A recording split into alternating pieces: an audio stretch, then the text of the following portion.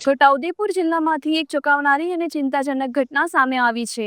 છોટાઉદેપુર જિલ્લાના નસવાડી તાલુકાના અંતરિયાળ વિસ્તારમાં આવેલા કુકરદા ગામમાં રસ્તાની સુવિધાના અભાવે સગર્ભા મહિલાને પ્રસૂતિના દુખાવા વચ્ચે લગભગ 1 કિલોમીટર સુધી જોડીમાં લઈ જવાની ફરજ પડી હતી।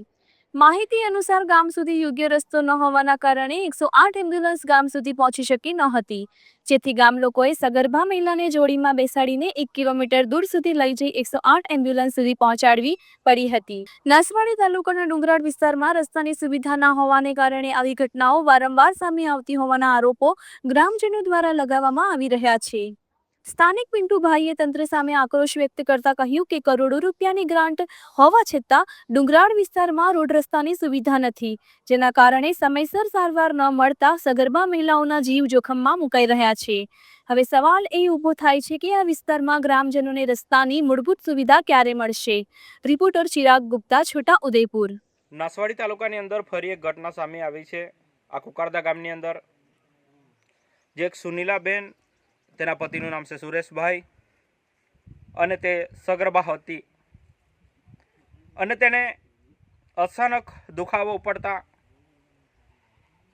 દવાખાને લઈ જવા માટે કોશિશ કરી, પણ રૂડ રસ્તાના હોવાને કારણે 1 કિલોમીટર જેટલા ઉસકીને લાવ્યા અને ત્યારબાદ 108 આવી હતી। 1 કિલોમીટર દૂર જેટલા ઉસકી લાવ્યા પછી 108માં લઈ ગયા।